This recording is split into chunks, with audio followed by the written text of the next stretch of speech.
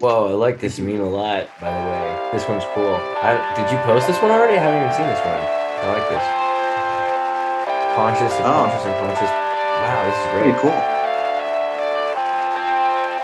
Love can fool you, hate can make you blind. Affections cloud your judgments. If you make decisions when you're happy or sad, you can never be right.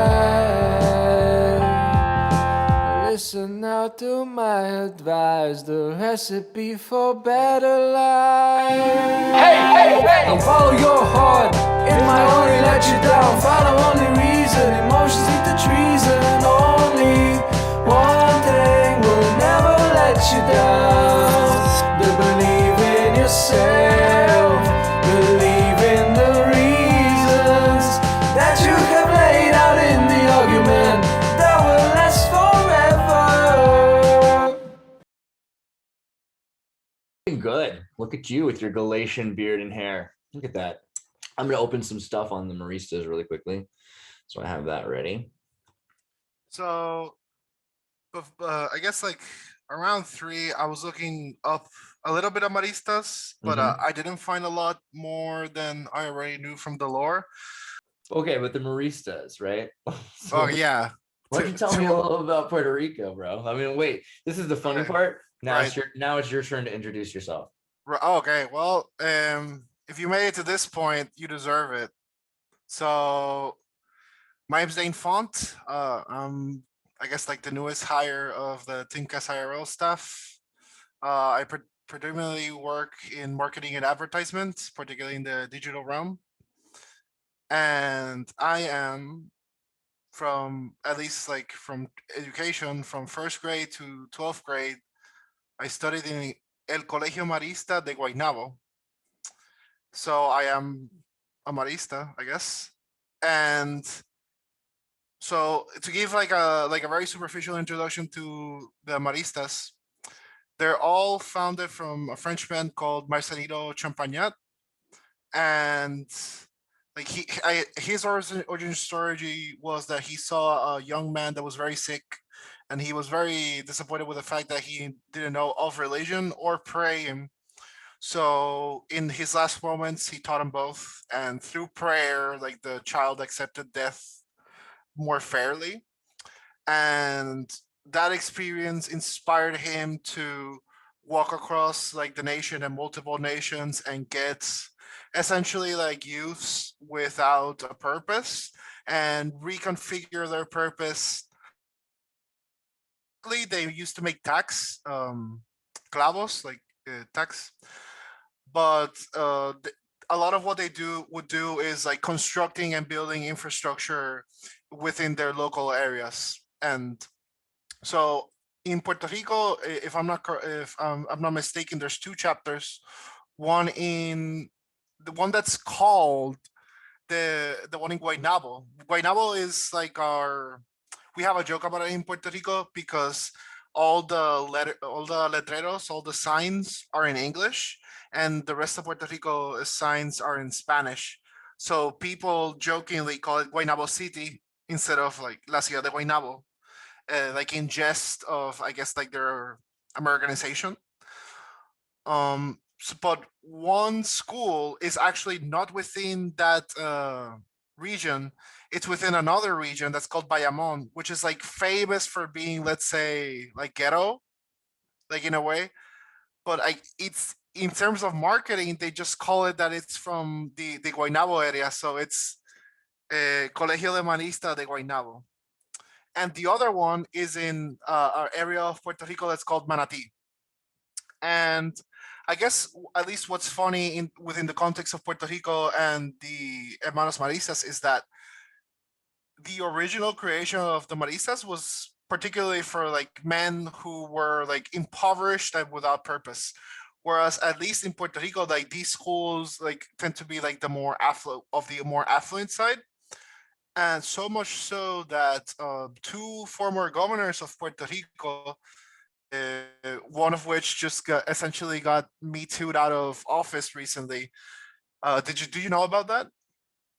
Not really. No, is it because of the water thing or? No. So his name is Ricardo Rosselló, and he is the son of a very infamous governor of Puerto Rico that deserves his own episode, Pedro Rosselló, and he was a student in the Colegio Marista, and Luis Fortuño, who was also a former governor of Puerto Rico, who now lives in DC.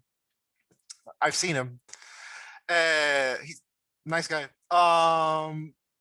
He is also like a student of Marista. So you can attribute it to like good education, good values, which honestly it does have.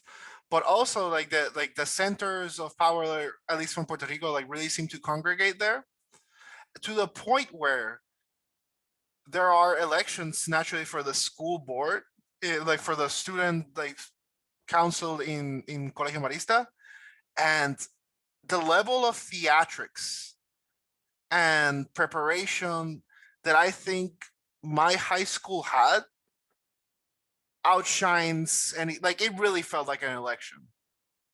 Like like wearing stickers from like a different student or a different band like really got perceived in a way, like, because it's like small island logic. It's like It's the prestigious. yeah, like the scarcity like principles. Like, well, I guess if they're one of the two that are running, they must be a big deal. More so than like a 14-year-old that was like, you know. So yeah, I guess that's my introduction to the Marista brothers and like Marista within the context of Puerto Rico. So it seems like they started in let me find that again, Society of Mary, 1816. So it's interesting timing when you think about like Napoleon, and at this merger point, Napoleon takes over. Let me go back to the screen share. I guess it's probably worth it.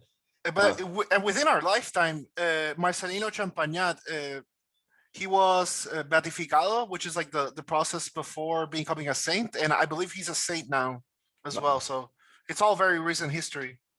Well, so what's going on is at the same time as this, the Jesuits are finally, I think, allowed back in 1814. So 2 years after the Jesuits are finally allowed to exist again, because they've taken over the church and put in a new pope. They're going around trying to reclaim their old Jesuit strongholds. And because of the vacuum left by their disappearance, there's kind of been a Franciscan dynasty, but it's not the same. So they need something that does the education, that does the social infrastructure, and what comes out of it is the Jean-Claude Corvier's Society of Mary. And this is the beginning of an entire other kind of, well, Marseille Champagnat also, Champagnat, they wanted to create this, you've seen that symbol. Let me go back to it again. The M? Yeah, but the M is like a Masonic symbol, let's see, this is it's the Catholic Masonic symbol in a lot of ways. It's the spider that South Park talks about. So this is actually an interesting thing, because the Society of Mary, when I was crossing Spain, every single church that was no longer part of the Jesuits, because the Jesuits have had, they had their issues in Spain. So all of these churches would put the Society of Mary symbol on it, because these towns had kicked out the Jesuits. You had all this Knights Templar kind of stuff going on. And originally, ironically, the Society of Jesus was started to get back at what the Knights Templar had done, because they had been kicked out of Friday the 13th. You have Demolay. They had burned at the stake. The Pope tried to pardon him, and it was too late because the village had freaked out and already killed him for being a pedophile. And that's the start of the Boy Scouts for the Masons. The Masons group. Really? They're named the Demolay, after this guy who was, they say, unrightfully, killed. But of all the people to do that, to name your thing after, like I hear, it's like if you called yourself the Epstein Scouts or something like that. It's just a weird thing to do. But Society of Jesus' symbol is not that, black sun, right? So if you look at the Jesuit symbol, and it's this black sun, or white sun, but it's usually a black sun, and it says SHIT. I mean, it's super weird that they put that right there, but it's supposed to be like the Society of Jesus, and I mean, Sol Negro is like a big thing in South America if you're talking about classism and like the alt-right. And do you remember Shakira's Sol Negro thing? No. Shakira, Black Sun. So Shakira started this concert a few years ago, which was super fun, and I'm glad I got to go. But it upset everyone that on her El Dorado tour, the trinket she was selling was this Black Sun symbol because that's it's a hate crime or something. Like this is what all these kids like to wear. I don't know. That guy's got that cool hat though. Does that make Clockwork Orange a hate crime? But yeah, I mean, I mean, several hate crimes took place in Clockwork Orange, but yeah, that's a good point. watching the movie, perhaps not. But so yeah, it got misconstrued as a swastika. I mean, essentially, it got well, who knows what she meant, right? But like, this symbol is this real symbol for the El Dorado Golden Empire that they were trying to find. So there's all these Prussians and Austro-Hungarians that were way before the 20th century. We're talking like 18th century, 16th century, and Germanic Spaniards up in Galatia and in Aragon, up by Barcelona and wherever, had gone to find this golden empire. And I mean, like Shakira's family are from Lebanon, also, which is interesting, like Tripoli or something like that. So for her, there's a lot of that mix in Colombia. Yeah, totally.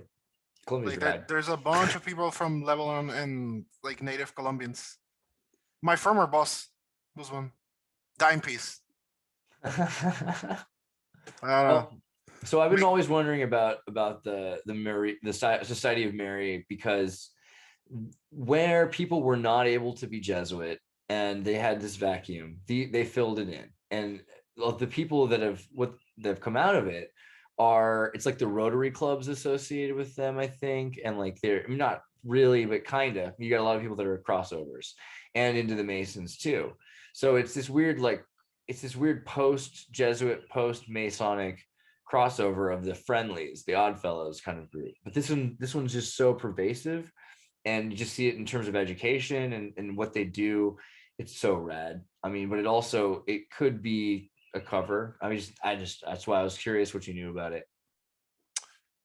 I think the only thing that I forgot to mention, but that you covered, was that their like central purpose is like the whole like, you just said the word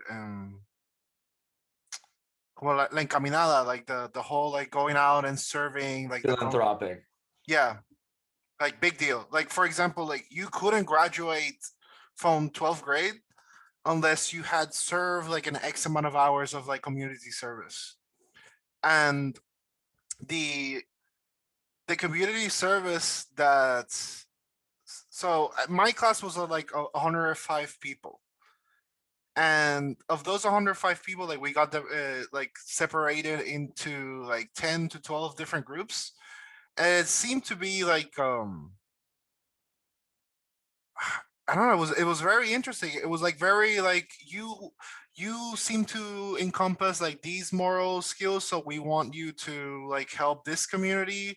You seem to encompass these moral skills, so we want you to help this community. So it was really like trying to like get the best out of people. And like what, for example, I guess like people that were like more patient and more like warm, like they got sent to like inner city schools, for example, to like tutor kids. I guess people that were like a bit more tolerant of like the darkness of the world, like for example, like we got sent to like the veterans hospital, where like to go help them. I mean, there's some veterans that are having a rough time, and so like you gotta have some grit to like be with people that not only have grit themselves, but like need some help, so it's really like that was what like one of the most well thought of aspects, I think, of being like a student in Marista. So what do you think about the history of Puerto Rico? Like, do you know what's it supposed to be like in terms of the original? All I can think is metaphors, and I'm trying to. So Puerto Rico, again, like super. I'm gonna keep it super broad. Puerto Rico is originally colonized by Spain, right? And during its formation, so let's say this iPhone is Puerto Rico. The crown really invests money in around this section. And what they do is that other white Christian nations, predominantly Germans, Spain like welcomes them in to work the lands in Puerto Rico, but they get sent to the other areas of Puerto Rico. So in Puerto Rico, there's actually like there's really big distinction and terminology within the culture, which is the metropolitan area, which is mostly encompassed by San Juan. We call it el área metro, so like the metropolitan area. The rest of Puerto Rico, and like take into consideration, Puerto Rico is super small, absurdly small. The fact that it's divided into like 126 like or 28 whatever, like, it's somewhere from like 118 to like 126 municipios, in spite of like it's like super being small, it's naturally like it's telling you like, so that means there's these many families and they run shit. It's a super mafia state. That's why like American politics, like for me, is like, oh, like this is just like the same. I've seen this before. Yeah, I've seen this before. It's just like better production. Like, oh, they got this actor, amazing! Wow, I never thought. Um, but I guess like returning to history of Puerto Rico. So the area, like this area gets money from the Spanish crown, and then they get all this other area. They just bring like white Catholics to essentially like fight with the natives in the area, which were called like the Taínos, and get disease, die, and like create industry, like what industry they could there. And it's a much less developed area of Puerto Rico, at least when it comes to like conventional like infrastructure. However, what's interesting about Puerto Rico is that I think like Puerto Rico, like within its own like lore and within its own values, it's known particularly for a history of agriculture, particularly like coffee and tobacco. Also, it's known for being very hospitable and for like being like very welcoming. And I think if you go to the metropolitan area, you might not get that. Like you might get the like the hostility towards like the Americans and like that experience perhaps a bit more. Maybe it's like not as much to your face as it is subtle. Like you're waiting there like for a drink and you notice like for some reason like you're the last guy that like that's being attended. Like that's like the soft like little in-group out-group things they do. But like the values that really get like the positive ones that I guess are like part of the lore are really more exemplified by the other area of Puerto Rico that is not as industrialized or regionalized. Let me show you some pictures from Puerto Rico. Maybe you know where these places are. So, Yeah, okay. So this is our mud flood researchers group, and in Lares, Puerto Rico. Here's this building that they've got, supposedly built in the 1800s. And here, let me see, is it here? This is a Starfort corner. If I can get I'll open image in a new tab and be able to see it closer. So this is in where San is Juan. this? San Juan, right? And you can see that this is a Starfort using a bastion fort design with snowflake angles. So this was a place probably that had Moors and Russians or some sort of Tartarian Slavs, because we have like the same. It's called El Morro. Oh yeah, it's called the Moor. No, go on. Well, that kind of makes sense because Moor can mean wall too. Yeah, that's essentially the. But that It might. was. There's cannons, like you'll see cannons in there and like other like structures. It's actually, I think, to this day like a very important like strategic like military point. Mhm. Yeah, a lot of these places that are still there. It's because they've been preserved as military points. And I have Sure. to wonder, like this is like speculation on my end, like how much of America's interest in bringing some like higher paying organizations and infrastructure to Puerto Rico was due to the knowledge of like the Cold War, the Russian missiles that were like located in Cuba. That was more like, yeah, like we really want to develop this country that's right next to them, you know. Right. Although like Puerto Rico is like not necessarily as close to Cuba as La Española, which is like Haiti and the Dominican Republic. Well, those But places have really incredible architecture too. So those are other examples where it's like dubious that they were built just by slaves, you know, like this is really, some of these really impressive. I'm more convinced that this is something beyond a military installation, and this was actually like a functioning part of an international trade economy that was destroyed and that has been taken over by the Spanish and the Portuguese I mean, traders. Puerto Rico means rich port, and originally, um, Puerto Rico's name was La Isla de San Juan Bautista, if I'm not mistaken, and San Juan was called Puerto Rico, and they did Wow. a switch. Whoa. Why would they? So wait, on the map, they just switched names because they liked it better? How did this work out? I'm not familiar with like the whole like the processes, but I So remember like San Juan and Puerto Rico switched names. essentially. That's incredible. So that's really interesting because a lot of the stories we have actually are about cities that have switched names, like Damascus and Moscow, Jerusalem, and here and there. Like, so that would be really, that's very interesting. There's a perfectly public secular example, mainstream example of a name switch of a one city. I just want to hear the background. It was like one king thought that he liked the other name better, and like, oh, you can have it. I wish I knew more. I think it was more. I mean, I have a habit of viewing things under the marketing lens, but like I mean, if you're gonna get international export, and it's like, oh, where are we taking this to, brother? The rich port, Yeah, you know. good So name. And great name. you look at this human down here, and he's about the size of the arrow clicker of this mouse, and how big this was. I mean, it just seems like so much infrastructure went into building this. It just seems like it's far more impressive than, and also the melted rock that they've had to fill in places. Things have been growing. I don't know. This whole area, though, having the snowflake bastions. Do you think that this was just built by like pirates that in British, in, you know, because they had Irish and Dutch that were slave to the Spanish? Who was supposed to have been building all this amazing stuff? Probably a mix. So like Puerto Rico, like the big three like racial divisions is Spanish, African, and Tainos. So probably the structure was like the Spanish were like the masters and African and Taino like workers and slaves.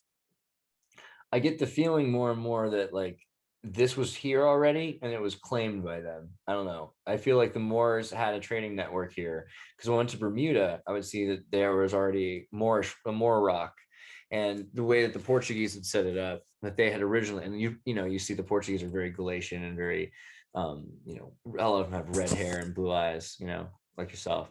They ended up on, you know, in the Sephardic trade routes, the You're Berbers cutting up a within. bit with the mic. Oh, can you hear me now? Yep.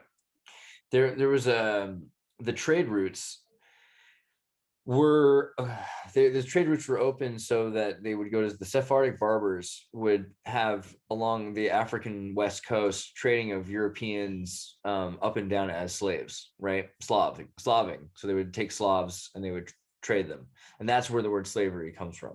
And at some point, there was a mutiny, and they ended up taking over boats, and then they ended up taking over places. And it seems like it was after major ecological or environmental devastation from volcanoes, because we know Caracas earthquake in Venezuela, the 1812 earthquake, which there's a lot of places that had the same earthquake, obviously, but it was really bad in Caracas because there was, the reason it's remembered is that this was when, after the Napoleon Revolution, that took over Spain and handed Spain to his brother, that the Venezuelans who were still loyal to the king, they tried to revolt.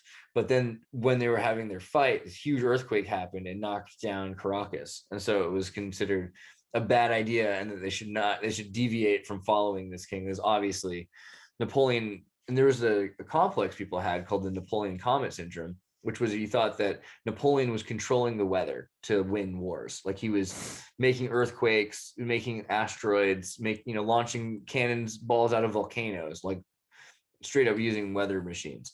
And so this is like the period where people were like between superstitions and actual science. It makes you wonder though, like how far away is that from being real? But it doesn't matter, because if there's an environmental disaster, and then the next thing that happens is the Masons and the Maristas and the Jesuits, the Jesuits are just coming back to power. They're erasing the books that say that they were kicked out, right? Like it wasn't like the Prohibition where we say we have freedom, then we have a new prohibition against alcohol, but then we have another thing that says, okay, it still shows that we had a prohibition, but we show that now we don't have a prohibition. That's not what happened with the Jesuits. They dug up the Pope, excommunicated his corpse, and burned all the books. So it was like the time didn't happen, the years didn't happen. They had to adjust calendars 11 days, right, to fix the fact that they had messed with the calendar to erase, during the Jesuit suppression, what had happened, so no one could remember it. I mean, it's like China, what China does with history, the stuff that happened in the 1800s. But out of that, we get this new history. And this is where we're supposed to believe everything we believe. Like the Jesuits told us in schools, and the Maristas told us in schools, this is what happened. And people say history is told by the winners. Well, this might be a scenario for that. There's a lot of.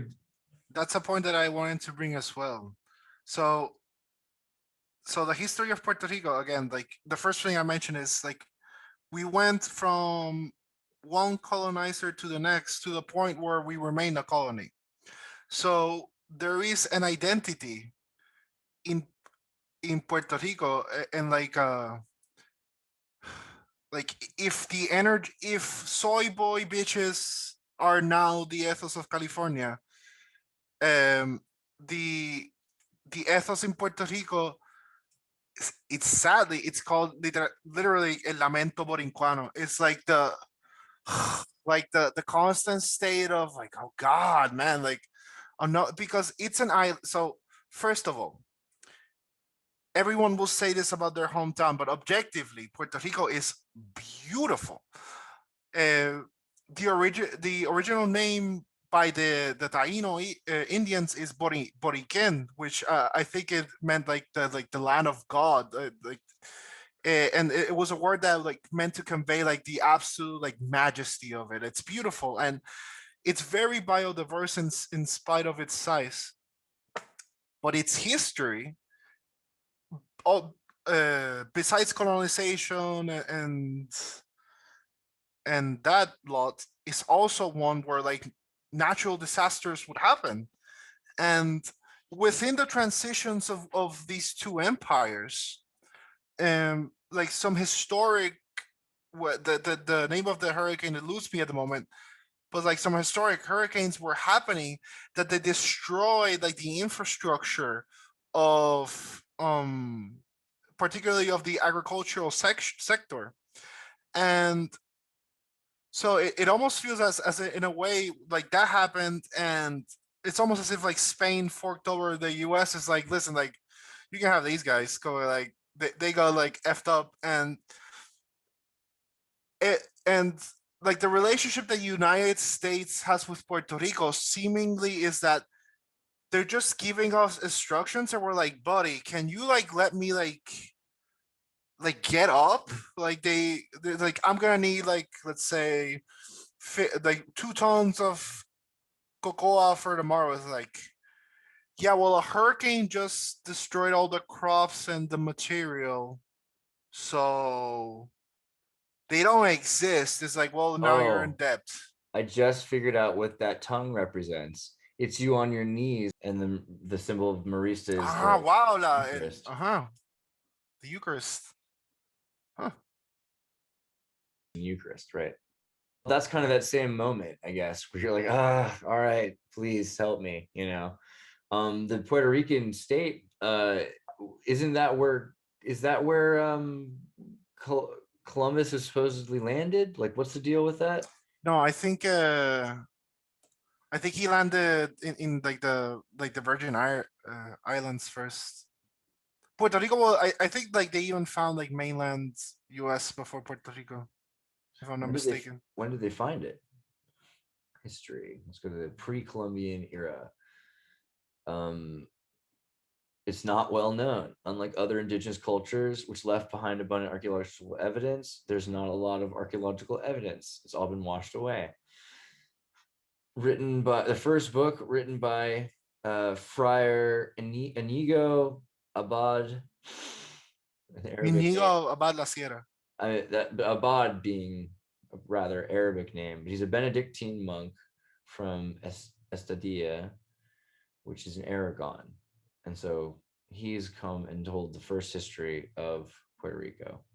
He arrived as a confessor at the age of 26 and studied the flora and fauna. We'll have to get his book.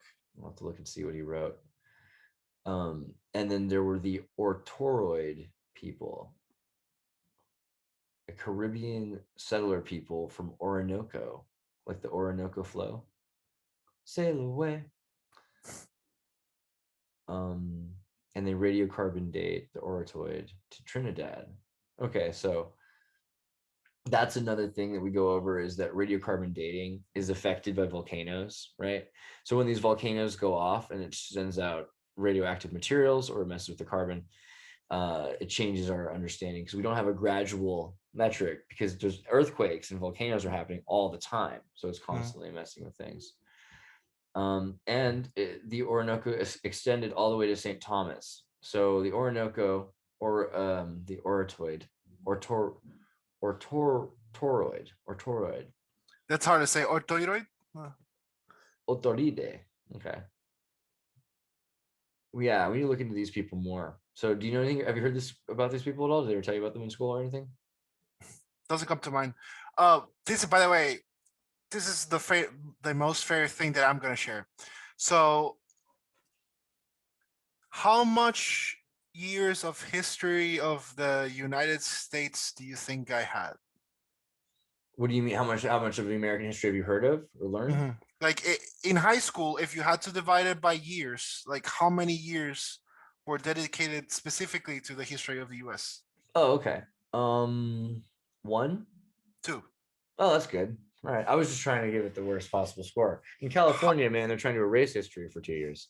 How many years of Puerto Rican history do you think I got? Oh. Did you get any? 1 semester. Ooh. Only 1 semester. Yeah. And it was literally all about taxes. Huh. I'll never forget it. Like, we got this big book, and the syllabus was all, so this thing happened and they taxed the people, they revolted, they failed. Then this thing happened, they taxed the people, they revolted. The kids, they failed. Exactly. The history of Puerto Rico is like consistently of us like taking it up the A. And all our leaders get like tortured by like United States intelligence agencies to the point where they even experiment like with radiation, and they die like shitting their pants in like jail cells. So whoa, pretty metal. Well, it's also interesting. Yeah, you look at the Colombian viceroy and, like, you know, the first, what does it say, of India. So this is where they're talking about the East Indies Trading Company. And so, you know, the Indies, like, a lot of people think it's just because they thought this was the Indias. I don't think that at all. You look into the story and they're just saying God's people, Indios. And a lot of what they were seeing there was interesting. I never like phonetically broke the word, but maybe. Yeah, I mean, that's what happened. Think about you know, if you're saying you know, adios, you know, towards God. Yeah, so most, or ojalá, you know, I wish to Allah, I pray to Allah. Oh, wow. Yeah, dude. Yeah, Spanish has got a lot of Arabic in it. It's got a lot.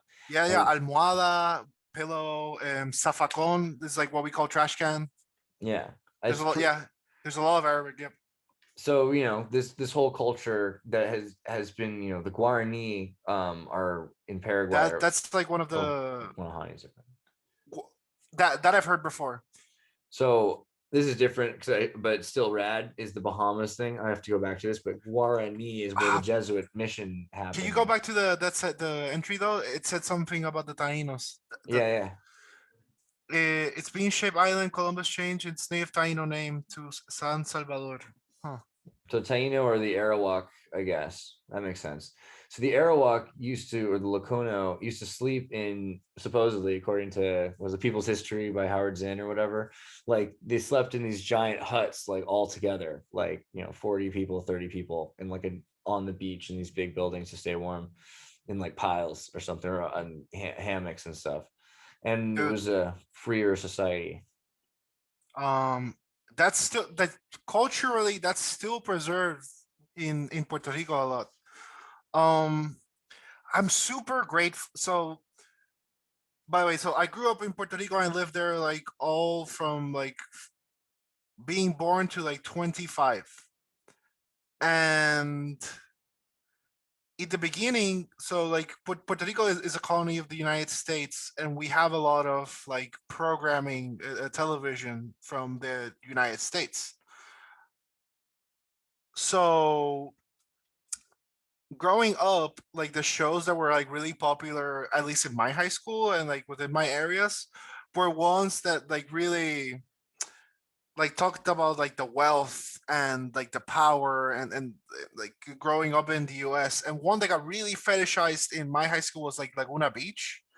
And we were, dude, we were like, imagine, like they're all beautiful, like they all have these houses and these cars, and then we're like, we didn't have the context of like these are like actors, or like this is like a Teen Vogue thing, like whatever the hell is happening.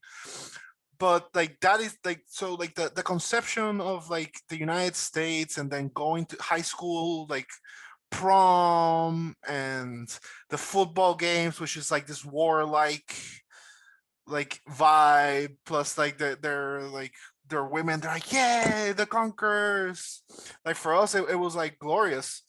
And then the United States, the colleges, which were essentially like Van Wilder was like the marketing for colleges in the US, so it's like partying, I don't know, be loose. But I was really happy that I went to college in Puerto Rico because it was so fun. Like I feel like our hipsters, I think, are like a degree of like 3 degrees of intellect higher than the hipsters here. Epic. That's nice.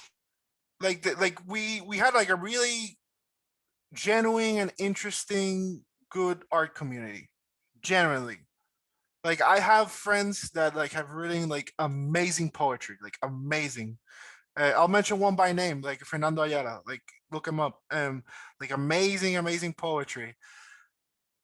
And one of the coolest things that we would do is that like on like longer weekends, like naturally, since we have like some of the most beaches in the beautiful beaches in the world, is like we will have these like surf contests where like the some of the best surfers from all the world would come to particularly one beach that was, it's called Crash Boat in Rincon.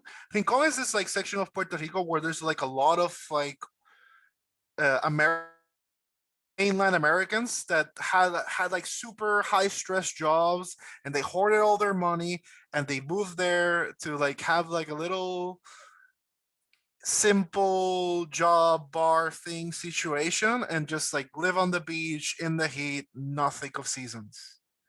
And in this area is where we would have the surf contest, and we would all stay in tents in the beach, wake up there and start getting drunk and all, and amongst other things, and have a real good time. And like I see like the parties that like are being had in the United States, and it's almost like degeneracy to the max. It's like degenerate, I mean, overgeneralization from like my experience in University of Denver. It was like it was not about getting drunk and having fun with friends. It was about fainting. You know, it was like, bro, I got so drunk, I went to the hospital. You're like, we didn't have that energy. Like us was, it was more of like the effervescence and like the, I don't know, like the fun of it all. It's true. Like the culture that can flourish is probably way better without though the media propaganda. That's what scares me so much about American media, because so much of it's like, oh man, I want that hamburger. I long for that Coca-Cola, I've seen, have you ever seen the Coca-Cola Kid? You got like a guy who shows up to he's like, why is this town not drinking Coca-Cola? And he's like, lands out of a plane. Everyone thinks he's like an agent but he is, but for Coca-Cola. And then he gets people in China to start drinking warm bottles of bubbly soda until they can get refrigeration, like, because they don't know any better. And they're trying to get, it's like trying to sell people in that crazy American ideology. But it's mainly because you've got endorsements from these characters, like, oh, this looks authentic. This racial group of people in America, and this one and that one and this one have from our culture have all been used to say that this is the thing to buy, this is the thing to drink, and it's like Edward Bernays, public relations propaganda from corporations that really, like, what's it doing to people that don't escape it? Like, they're all becoming this one homogenized scary culture that, yeah, but point proven. Like, so like it's embedded and ingrained into like MK Ultra and made people want to be exactly this fake thing. Exacto. Perfect And description. when you go to LA, it's like, every time when I used to live in LA, people would come and be like, oh my God, it's so dirty here. I'm like, yeah, I know, I told you. And they're like, no, I thought like the movies. I'm like, but like, you literally, you see one spot, and then if they show you to the left or the right, there's just like people peeing in high heels into the street. It's like the whole place is dirty. I've only gone to California once, and it was to go to a Yu-Gi-Oh tournament with my friend John. Don't live in regret. I mean, that sounds awesome. And we were hanging out with other foreigners. I think they were Spanish, and they were in California, and they were like, this isn't big tits blondes anywhere. It's like hella Mexicans. And they were like scared out of their minds. But like we're like Spanish speakers. Yeah, so, you should be fine, right? Yeah, we were like vibing with like the Mexicans, and they were like giving us like free hot dogs and like this soda that I had, the worst soda in the world, but I can't like hate on it because I got it for free. It's called Squirt. I hate Squirt. It's so popular in Peru and stuff. It's gross, and it has like poison in it. It's so bad. In South America, they have like weird chemicals that have numbers for names, like that's like I311 is literally an ingredient. Like, I'm always scared of that stuff. Furries make more sense to me than Squirt. They're probably related if you really think about it. I mean, so the more the chemicals that are in the food, like, gets you into a furry. Maybe. I mean, but I did kind of go through a wormhole with Don Adolfo Camarillo. Yeah, right. Yeah. Like we could use one of those. I have a Facebook page for him. Every once in a while, I'll post something like as it's him, like to pretend I'm him. Basically, I'll be like embrace tradition, but in Spanish or something like that. I was like, ooh, alt California. That's people don't even know what we were like before, because the old California was like Spanish, like lords. We were not neoliberals.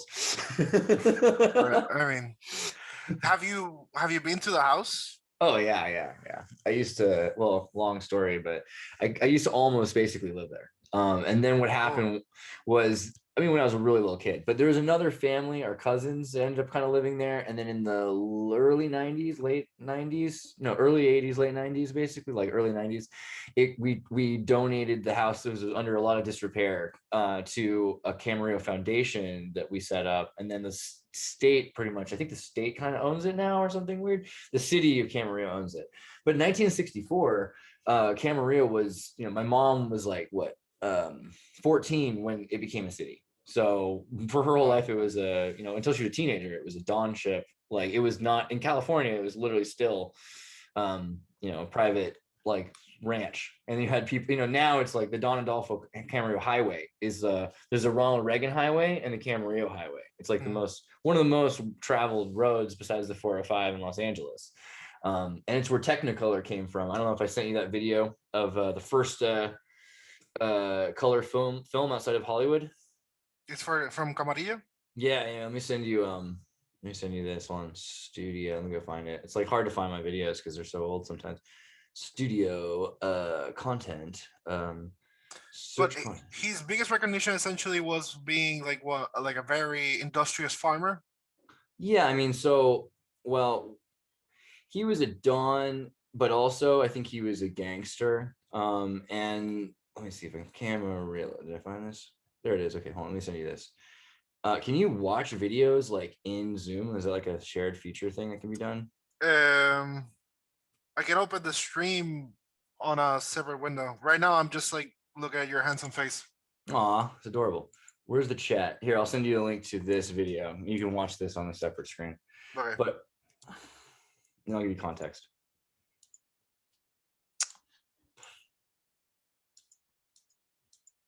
So with the Maristas, You watching it or are you? oh, okay. I just loaded it. Yeah, check that out and I'll talk Maristas. I'm gonna open up a Marista page. Those were your grandparents? Yep. This is the first color footage out of Hollywood.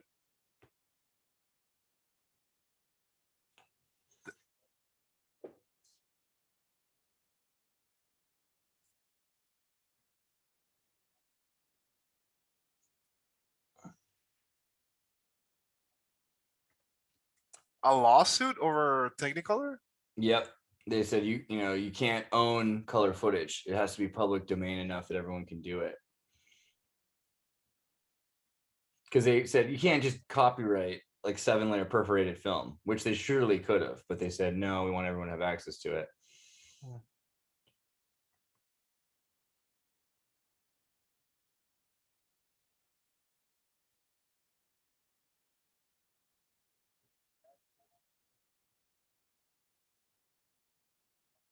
Dude, that Carmelita Day looks like my aunt Grisel.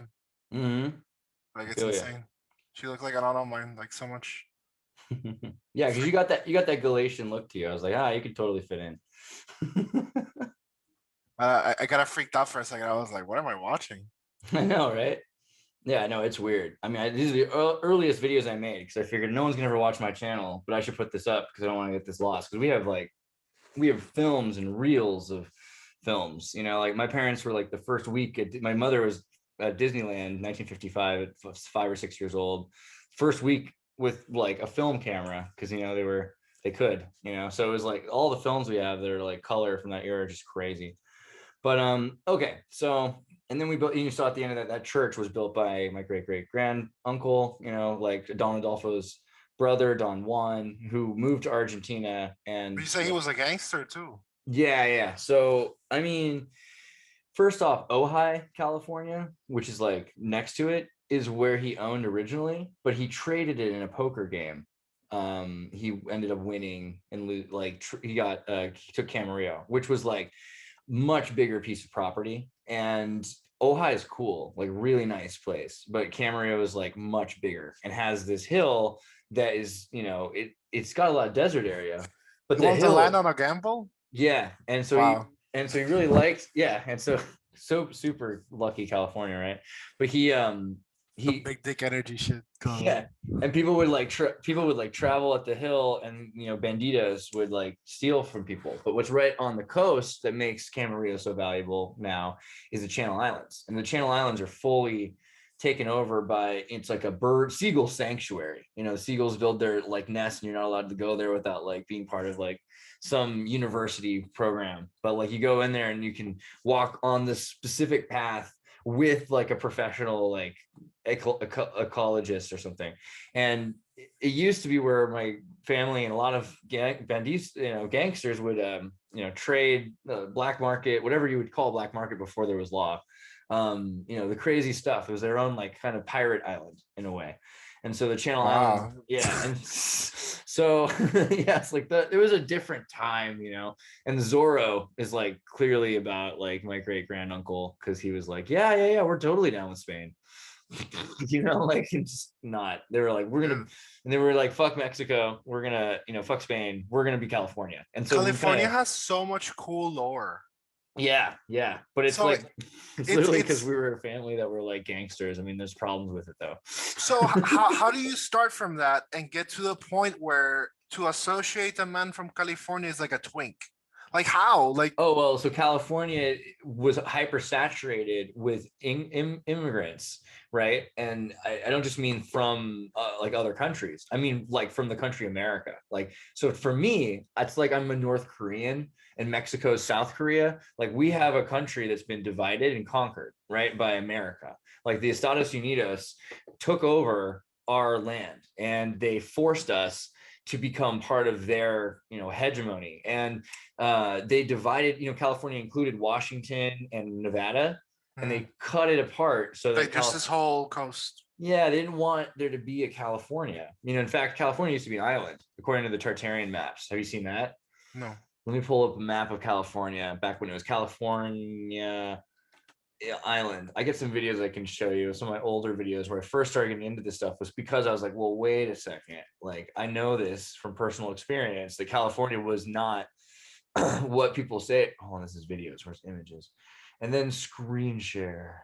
Has California has I mean, as far as I've known, like the mythos of the US, like at least like as we know it or millennials interpret it, is always like the culture war of New York, which is like the grind almost like personified and manifested, Mhm. versus like California, which is the whole like I mean, in my I mean, this sounds like a lot cooler than the history of California that I know. I mean, you could go all the way back to when it was like part of Mexico, but Do you know that it like California was conquered by the Russians in the 1800s? Do you know the non California was part of Russia? Yeah, like California's got a way awesome history. Nobody talks about it. You're totally right. right. So Look at this picture here, though. Like, you could so how see. do you go from like it's like that's so much more interesting that we have like fancy shoes and lattes.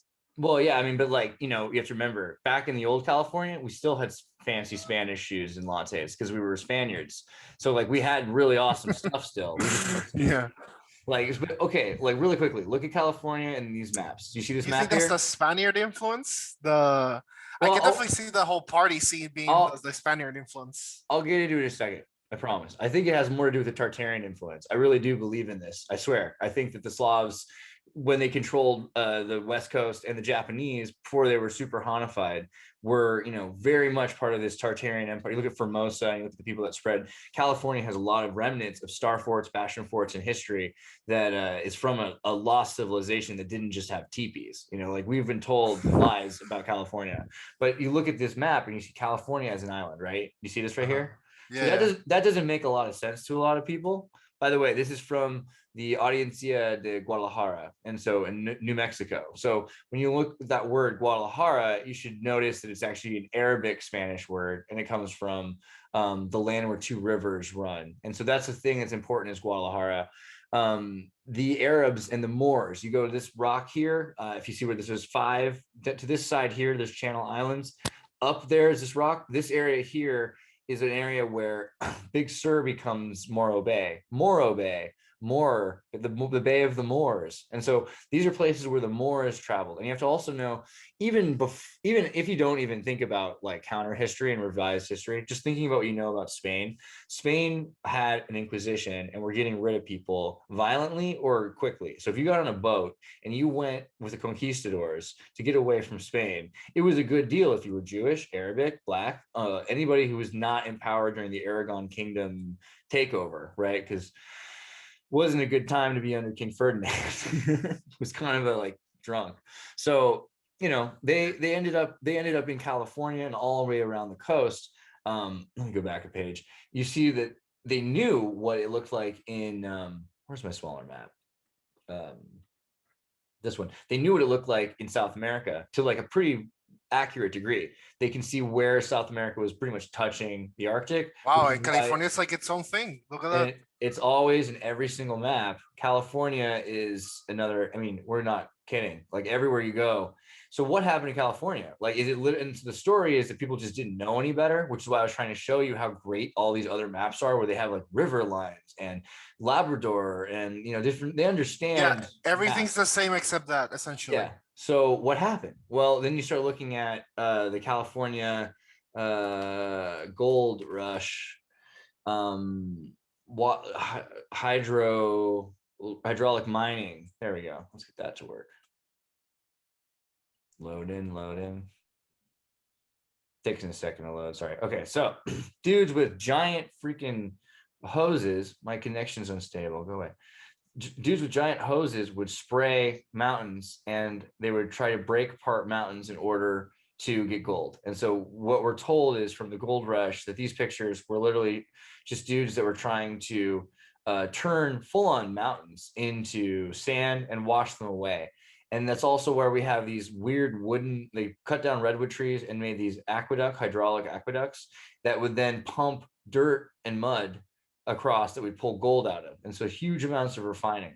And you wonder like how much of this happened. Well, I mean, this is crazy amounts of all day for years water, and then just being poured, and mountains being washed away. It's impressive that they could do this, but like it kind of gives you an idea of what kind of technology actually existed at that time, because people think of this as being so barbaric and so backaged. Right. And it really, like, they had a thing called the pantelegraph machine, which is also at the same time, which was a pendulum swinging pen that you could send radio signals back and forth to each other on. Actually, I should show you that. Pantelegraph. People like their mastery of the earth was just like on a different level than like normal conception of. That's not right. So California got like artificially integrated essentially into the United States. Absolutely. And like what a conquest then, like literally, like I find the picture, yeah. Like not only like cultural, but literally like come over here, son. Come on. Yeah, and there is, the thing about California is we do have probably like a time of like major earthquakes they talk about, right? And so it's possible that California also, there was an earthquake that brought together on the old fault line, which is across the desert, because there's a huge desert in California that's just barren, dead sea life that's super dried out and not super awesome. That's like the Death Valley and everything in between to Nevada, where Burning Man actually is like Black Rock City, like that whole area are reserves for the BLM, for the Bureau of Land Management. So yeah, right. So that's a big thing. BLM. The other thing is it's an area is called Deseret. I have to find that too. So the Mormons were thinking that they had to find Zion, and so they went trying to. I'll move that. Deseret. So Nevada decided, the Mormons were like, when we get to the Holy Land, this should be the state of Deseret. And so the Utah Territory and parts of California, they were going to take all of this land and they were going to make this into a Mormon country called Deseret. And they were trying to work with the U.S. government and be like, okay, well, we'll be just the Mormon state. Let us have our own religion and be part of the United States.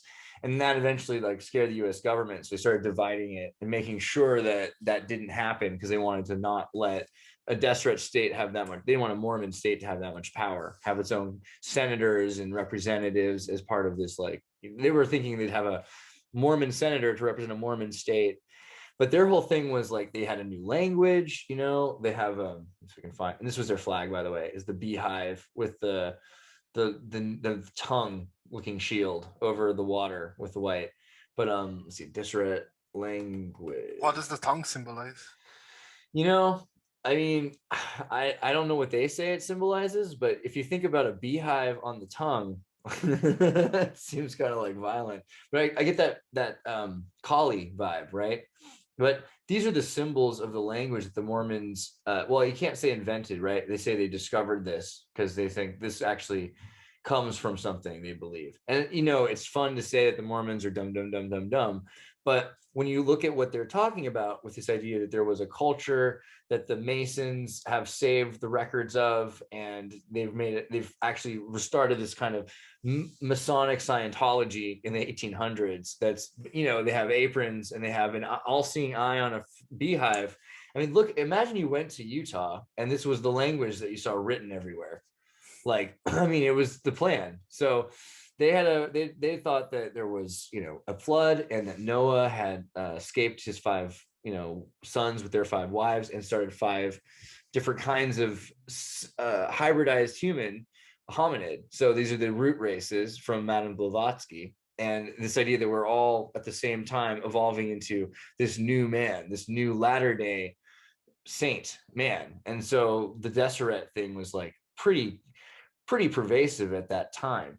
But what ended up happening was California became Russo territory. So let's see, Russian California, Fort Ross, for instance, West Coast and Sonoma County, and you start to notice the architecture similarities with Russo architecture and Victorian, Russo Orthodox architecture and Victorian architecture in California. For instance, you saw the Camarillo house, and you start to see these kinds of roofs, these octagonal shapes.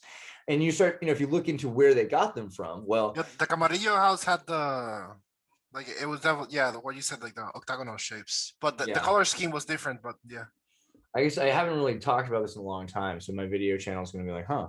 But so this is the Camarillo house as it yeah, stands today. It's really rad. I like to go there. it's Like, incredible looking. I it's mean, super cool. And inside, like, so one time, like, basically a lot of people get married there now, like as like a thing, but it's like kind of, it's a museum. So it has all our family stuff. And my mom and me have like gone there to like bring, paintings that the Jesuits did in the 17th century and that we've had since they were in Japan or Portugal or whatever, or, Argentina. And so they ended up at this house. I mean, Santa Cruz, California, Santa Cruz, Argentina, Knights of Malta, back and forth. But this house has like it has been, the back of it's been removed, the bell's been changed, like it's a new roof.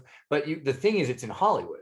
So also, I mean, it's not really Hollywood, but it's around it. So all the people that work in Hollywood, they live in like Camarillo. Technicolor built its studios in Camarillo because of a smart deal my great grandfather made. So we have the moldings of wax and stuff of pieces, and then they refabricated like Hollywood all of the things. So this house is probably better restored than almost any restoration house, or at least up to its time. I mean, it's really the work that went into doing it properly is outrageous. But we also have things like can I find the bell? I don't know if I can find the bell or the gazebo. and as you said, like it does look like a piece of Spain, like right smack dab. Like Yeah. the architecture like is super like reminiscent of it. I don't know if I can find just off the top of my head, but there's another house, a sister house as well. But maybe if I type in like 1800s or history, I should probably type in history. That might help. There was this giant barn there too. There's my grandmother. I want to go back that in a second. But you want like, you've got old, 1892 style. And this was a big house in the middle. I want to find like, there you go. Okay, so check out, this is what it looked like it was just incredible. You've got miles and miles of avocados and lemons, right? And citrus is what I saw read as well. Yeah, lemons, the citrus lemons. Oh, And but the palta, man, oh my god, like we grow avocados that are like huge, head size. And this was the big horse chariot maze in front, and yeah, it was the only thing in town, like literally, it was this big, it was crazy. one on a gamble. Yeah.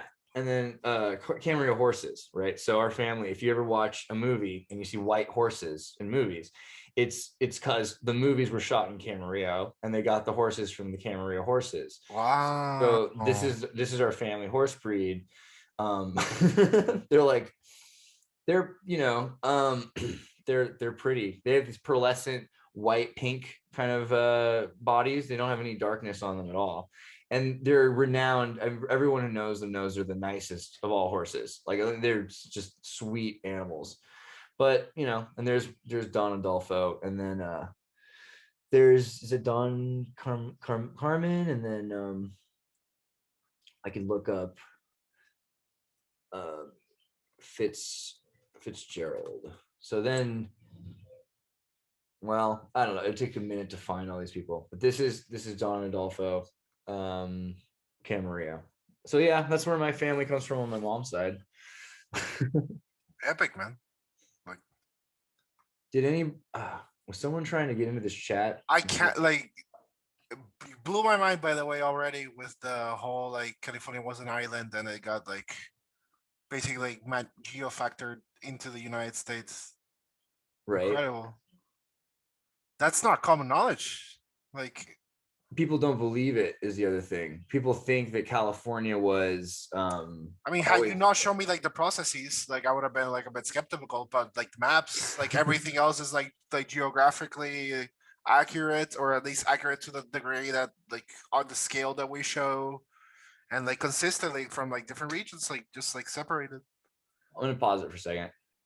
All right, cool. Sorry about that. Well, okay. The thing about California though is that the Jesuits had started it, and so going back, I mean, I'm Jesuit raised basically, like I'm a Uh, Jesuit, background and schooling and in churching.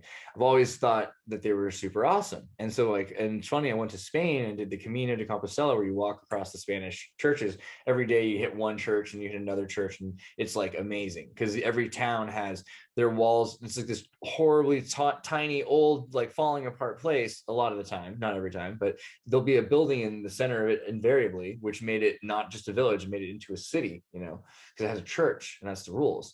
But mhm. that was a cathedral, and like now I go back and I know more that building wasn't even built by then. It was built by Moors, and there was literally or even older. Like it could be built by the Tartars or the Moors built these Heliopolis. Lorca in Spain was Heliorcus, which is a city for the sun worshippers, right? So there's all these open roofed buildings. Those were the ones built by the Egyptian and Roman Berbers that worship the open light. And then there's these dark buildings, and those are the Saturn worshippers. But what they did was they painted the insides with gold that they stole from Africa or from California and South America. And it's just crazy. I mean, like we're talking 30, 40, 100 feet tall, the whole thing painted with just like ounces and ounces and ounces of gold, or who knows how much gold, probably more than that. It's probably like pounds of gold like everywhere. And they're just barely taking care of it. Spain's kind of trying to, I don't know if they're what I mean, Spain's weird. Like there's a lot of iconoclasm going on where people are destroying the old buildings and putting up new murals that are clearly like not Christian. They're like, weird pagan, but neo-pagan, like they look like pictures. It's again like kind of how California, you have Hollywood. So I feel like they've got this Guillermo del Toro revisionism going on in Spain right now. But we did an episode a while ago where we talked, I think it was with, I don't remember if it was Sam or if it was Mark, but we did an episode where we talked about the Jesuits and how the Jesuit suppression happened. Now, did you say you looked into the Jesuit suppression a bit? That was the subject that so I looked into the Marista brothers. I looked into your great great grandfather, and also into the Knights of Malta. I like to look into them as well, and I had some questions about them. Well, give me like a recap of what you know now about them. What would you say they are? The Knights of Malta or the Marista? Let's start with the Knights of Malta. Okay, so I got like a really superficial like understanding of them, but what I can understand is that they saw themselves as like the shield of Christianity. They were like the knights of Christianity. So they essentially, what I'm guessing is like they're like the offensive end of like holy wars and whatnot. But also they had this resemblance to the Marista brothers, which is a big part of their like goal is to help particularly like impoverished children like discover Christianity, and second the whole like idle hands or the devil's plaything, so to like live with purpose. So that's my like, I guess like to begin, that's what I know about the knights. That's a good start. And then what about? I mean, I like the And I have one shield. question. So are the Knights of Malta like the same as the Order of Malta, or is like the Order of Malta like the big encompassing, and the Knights are like a subsection? Yep, that's the latter. The Knights are a Okay. subsection of the order, but there's even more. There's actually like different kinds of royalty, and even the thing about Malta is that they speak with some Arabic in their language. So they don't say Dios, they say, and for God they say Allah. So they do the Lord's Prayer to Allah, which is pretty interesting. But when you start to find out about like things like Miguel Sereno in Chile, who was he was considered to be like, I mean, a lot of people consider him to be like the weirdest possible alt-right figure, but really he was just this like, he was Carl Jung's friend and Herman Hesse's friend, and he did conferences with them. He was a diplomat, he was an ambassador, but yeah, he thought like he thought Hitler was the avatar of Vishnu and all this stuff, and so he wrote like pretty Oh, crazy. Latin America gets weird because like they're off on their own and they don't really have.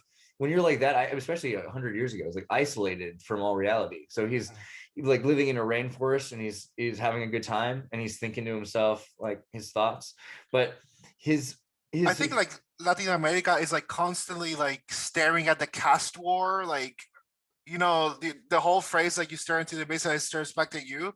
Like they haven't ever like let go of like the gays. yeah. Whereas here, it's that we're almost like so perpetually scared of looking into the gaze that it's even worse at staring into it. I don't know if I just made the shittiest metaphor of like 21st century, but I thought it was like. I mean, I would find a word that wasn't gaze just because it sounds like gaze, but like if it was, but Yeah, with my otherwise, accent, maybe. But was staring into the gaze, no, like the gaze. I got it. Cancelled. Yeah, no, but I mean, I think that it's true. Like the caste system in South America, in Peru especially, is crazy. And then in Argentina, they still like. I had some Bolivian friends who were like, could speak 5 languages and were like professors, and they would look at them like they were going to steal stuff at these cheap stores I took them into. You know what I mean? No one ever gave me any problems ever like that. But like I remember going to nightclubs in South America with a pair of shorts on and hiking shoes, and they just said it looked okay and they let me in. Whereas other people would be like darker skinned, they wouldn't let them in and they were dressed properly, and I was like, this is just so weird, like the way some of the places are. There is I think that. it's a vibe. I don't know. Could Because be a when vibe. we met, we really quickly got to. I don't know what it is, but like I can tell that you're kind of like the same strain of funky white boy that I am. Like we were like, "Ah, there's a little spicy to you. Like I can't quite. And I think it's the obviously like the Hispanic end. There's some Latin sass going on, I think. See, that could be the title of this episode, Latin sass. That's not bad. The history of Latin sass. Well, I mean, and being in South America, like I found also that it's like America without, or Europe, it's like America without Mexican people was the way I thought of it. Because in America, we think that South America is going to be like a big Mexico, and it's at least I was kind of Not at told all. that as a kid, Yeah. but no, it's got cobblestone streets, French cars, no Mexican people, except for like you can go to a Mexican restaurant, but it's like a fancy date thing. Like there's no, it's just a very European centric place in a lot of ways. That let's deconstruct that further. I feel before we get back into the Knights of Malta, like that's actually I think we stumbled upon an interesting subject because so the perception at least that's getting marketed towards normies is that the Hispanic existence culture is like very related to like African American culture in terms of I don't know, like values, like how they see themselves, like being represented like within the culture. And when I think of Hispanics, typically I think of like the Spanish conquistador like mentality. And isn't that like even more like parallel like with the I'm gonna speak Spanglish, sorry, with the Anglo-Sajon, Oh yeah, right on like there. ancestry of the country. Like it seems almost as if they're like two sides of a coin, but like they really want to go with this marketing as if like, oh man, my name is Dane and I'm from Puerto Rico, man, and it sucks, man. White people crazy, like, but like, It's what happened to, so I think we were talking earlier at something about Africa and African America and like how different they are, right? The oh same thing yeah. as like Latin America and North America are different. Like By the the way, they yesterday Kenyans aren't black. Kenyans aren't black anymore. I Well, mean, okay. according Theoretically, to an theoretically, article I saw very, yesterday. very few people are. I mean, most people are people of color, pink, brown, octomaroon. There's more colored like diversity than a black and white person. I don't see very many people that are like, even you're more pink than just white. You know what I mean? And I'm kind of this weird olive color or something. We're not. it's really, we're all persons of color. And I think we're getting to that point where it's going to be a really liberating thing when they can say all persons of color matter, because Pink Floyd will matter all of a sudden, you know. I mean, it really is going to get to that point. But Latin culture is just like Americanized now. And so in America, what happens is you come in and you have to act like this, it's like a tribocracy thing. It has nothing to do with Native American culture, nothing to do with African American culture, nothing to do with European culture, really. It has to do with sailors.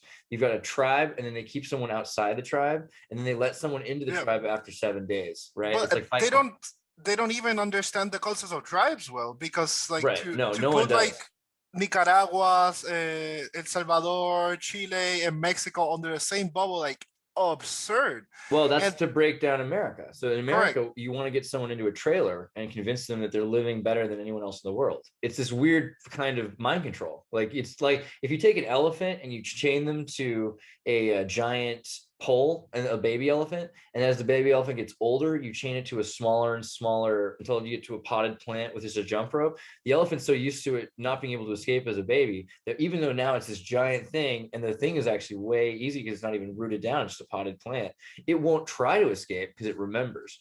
So they, over a lifetime, educate a person to think, you know, that it's super dangerous out there, that it's not as dangerous in your own city, which is like, you know, LA and we're from California, is some of the more dangerous places in the world, right? Like they're like kids with machine guns running around with crack. You know, it's not like it's not like a safe place. But they That but could like, also be the title of this episode: "Kids with Machine Guns Running Around with Crack." well, once I got to South America, there wasn't that much of that. I met a few of those people, but they also could tell I could hang with it because I was from California. Like, oh, okay, all right. Like, you go to some of the weird parts of certain cities, and it's kind of crazy. Like, I got kidnapped like a few times in South America, but Oh everything wow. always works out, you know. Well, mostly it was like Peru. I had like a white slaving going on where someone stole my passport, and then there I found out eventually when I got the guy drunk that was the door guy. I could get in behind the desk, and they had my passport in the drawer, like, and like they had several people's as well, other money and wallets and things like that. So like they'd been holding it for making sure I couldn't leave, you know, and like so I was stuck working at this place. But yeah, and like lots of other crazy things too. But most of the time in South America, it was like, you know, you go like Chile or you go to Argentina, it's like mostly just, you know, it's a European city, you know, or Buenos Aires is one of the most European, it's like a totally, I don't know, it's like a new Paris or something. It's just, it's great. But they don't have the same culture in terms of like Americans believe that everything is more dangerous. They don't, I think that you're able to travel more in South America and see more things, and people interact with each other more. I felt like, and also you've got like a lot of expats from all these weird places going there. I mean, what is true of I think like South American countries. I'm speaking. I'm not from South America. I'm from Puerto Rico. It's more technically like America Anglo-Sajon. Right. But like something that they really seem to take personally is like the display of wealth more than anything. Is that like in outside, like you go to an outside context and you're like blinged out and like with I guess like essentially in our culture that's like, well, you're asking for it with you're asking to be mugged Yeah. essentially. In the old days, used to say someone was as rich as an Argentine was a way to describe like the super wealthy people, because Argentinians had like so much money, and they, you know, they wore gold, and they wore like leather with suede chaps that were purple, and like all the crazy clothes, and they had like, you know, huge ranches, and What it was, happened to their economy then, Kobo? Because like aren't they like we took constantly it. like We took it. So basically, you have a few really terrifying events that were bank runs that they we set being up. the US? Well, yeah. I mean, like Operation Condor, though, like the CIA went into it, wasn't even, that's a better way to say it. They took it. It was like the CIA was figuring out how to uproot democracies around the world. And so you have, you know, I'm sorry, I have to remember what year this is too. Um, make sure I'm getting this right. It always goes back to the deep state agencies. Yeah, yeah. You know our Operation Incredible. Condor. American intelligence. Um, okay. So from 1895 to 1974, yeah, this works out. Okay, so if you look at like Juan Perón and I should just pull up the page. Let me do the screen share. Okay, so got a guy named Juan Perón. So at one point, Argentina had been made an independent state by the Navy, and had moved like from the Argentinian Navy, and had at that point Spain had become Bolivarian. And so what that means is the Simon Bolivar in most of Central America had said that they wanted to have their own independence, and O'Higgins and several other people had made Chile free, and so Argentina was saying, let's be our own country and let's move away from being a Spanish country. And this also was important because Napoleon had taken over Spain. And so the only thing that they could do was like either be part of Napoleon's empire or be their own thing and rebel and be, like if they wanted to be loyal to the former king, they would have had to secede and just be radicals in their own little island. You know what I mean? So they couldn't do that. So eventually what ended up happening was you had socialist revolutions that happened.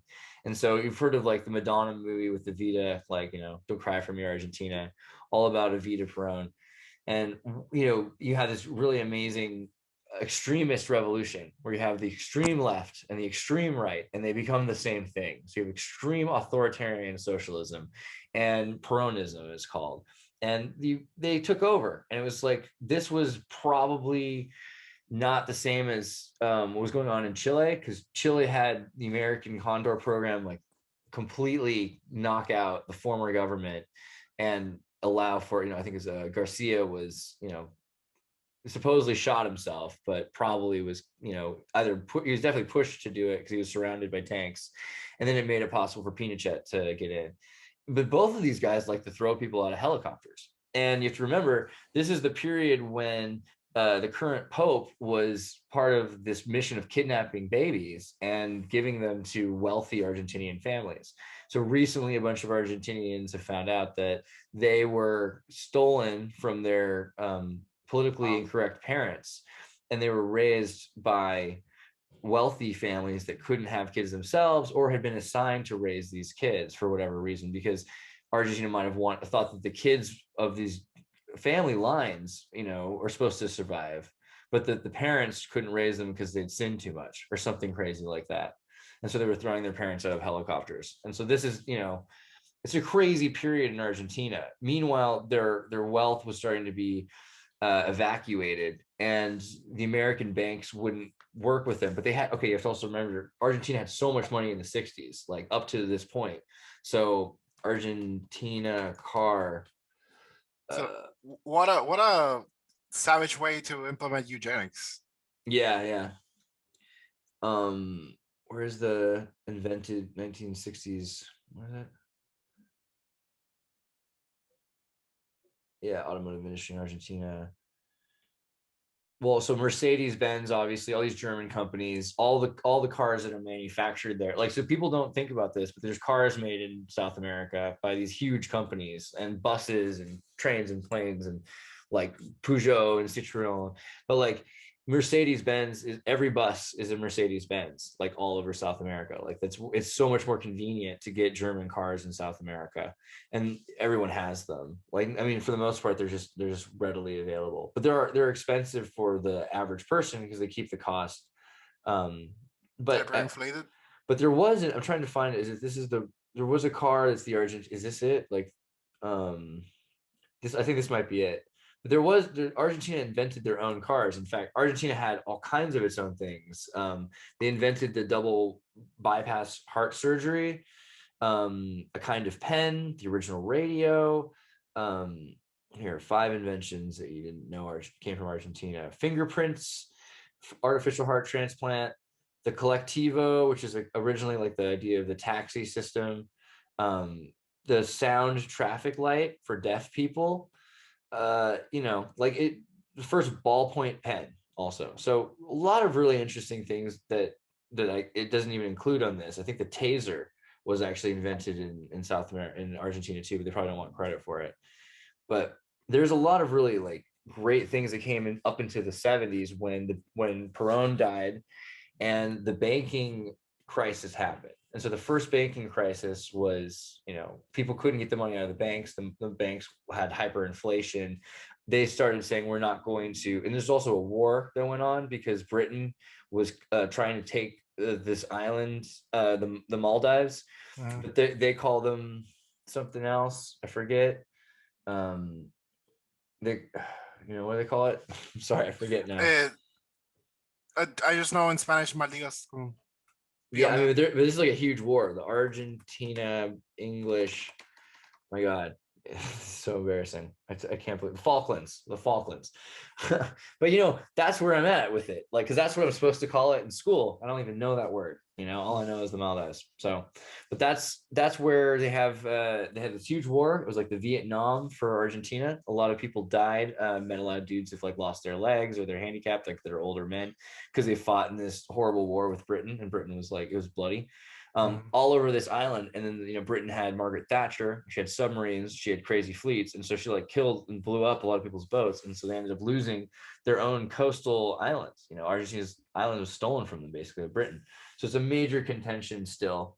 But British people will yell at you like, you don't. I remember this guy from Oxford. You don't know what you're talking about. That island they get upset about that. I mean, but really, they become a South Park character. Yeah, but it's like they don't own that, and they think they do. And I'm sorry, I'll mention it again. Like, you guys should probably admit that you lied. But okay, so then Argentina has a banking crisis, and then all the money collapses, and then you've got a secondary. So that's the end of the big wealth, where you have all these giant Don farmers you lose it down to about 100 major families from there. There's thousands of families that were hyper wealthy at that point, but Argentina is about the size of bigger than the United States, at least twice or something, and then it has a population smaller. Yeah, it's huge, and it has a smaller population than California for the whole place, and most of its population lives in Buenos Aires. Like about half or more than half of the population lives in one city. So it's all the way down. Is the rest of the country like because of the elevation like unlivable, or is it just because like people aren't there? Yeah, no, it's awesome. It's like Africa, like without lions. I mean, you just drive across this Serengeti with, beautiful prairies and fields and trees and lakes and rivers. And my God, it's like asteroid style Swiss cheese lakes everywhere. Like all of it. There's a big conspiracy that alien UFO or like the Nazis built their spaceships and that they fly out of the lakes at night. And, there's a lot of Argentinian UFO Roswell stories in Bariloche and, Elboson. But there's, Argentina's got a varied history, has lots of money, and then they reduced the wealth of these, city families down to like 100. Then in 2001, there was another banking crisis. And that was when the middle class couldn't get their money. And all of a sudden people started. And that one was from the meat market, or was that the next one? I think that's it. And maybe there's another one, but I know the 2001 one was where they couldn't get any food and women took to the streets banging on the empty pots with their spoons, like, feed our families, essentially. And that was a big one. And so that's no American wanted to go to Argentina for 20 years after that. I feel like I was one of the American chicks did. I think Argentina is like the only country where like the men are known for like handsomeness instead of like the women, like, oh my God, like chicks from Colombia and things like that. It's like, no, guys from Argentina. So that's true. Well, Argentinian women are beautiful as well. So the thing about Argentina is you've got like Roman conscripted soldiers, it's like, and cheerleaders that have been just bred together for 1,000 generations. So you really do have like some of the most handsome and beautiful statuesque people. I mean, they are really good looking. But like, they're also like smart, like that's right. Well, this has been pretty good. I feel like I can take this and we can cut this right here and put this together. Is there anything else you want to throw in here before we do this? Because I think it's gonna be pretty funny actually when we put it all together. It's great. I had a great time. Yeah, dude. Thanks a lot for coming. Like, let's definitely do a more deep dive. Thank you for giving me all this information on Puerto Rico, so I can actually go. I'm gonna like look into some more of these names you gave me, and we could do a follow-up episode where we look more into some of the crazier history of these, saladoids and the ortorioids, or the different kinds of native people that lived in Peru. Because I'd like to know more about like all. Let's just put another semester into Puerto Rican history. That might be fun. Maybe so I can have a year. Yeah. Right. Exactly. Cool, man. All right. Thanks a lot. See you soon. Bye, everyone. Listen now to my advice, the recipe for better life. Don't follow your heart, it might only let you down. Follow only reason, emotions lead to treason. Only one thing will never let you down. To believe in yourself, believe in the reasons that you have laid out in the argument that will last forever. No one can tell you where to go or why. It is within you to figure it out. Using the mind and using the freedom to engage with different ideas. Listen now to my advice, the truth can often be disguised. Don't follow your heart, it might only let you down. Follow only reason, emotions lead to treason. Only one thing will never let you down. To believe in yourself, believe in the reasons that you have laid out in the argument that will last forever. Listen to the voice of reason, listen to the arguments. Listen to the voice of reason, listen to the arguments. Listen to the voice of reason, listen to the arguments. Listen to the voice of reason, listen to the arguments. Don't follow your heart, oh no, it might only let you down. Follow only reason, cause emotions lead to treason. And believe in yourself, believe in the reasons that you have laid out in the argument that will last forever.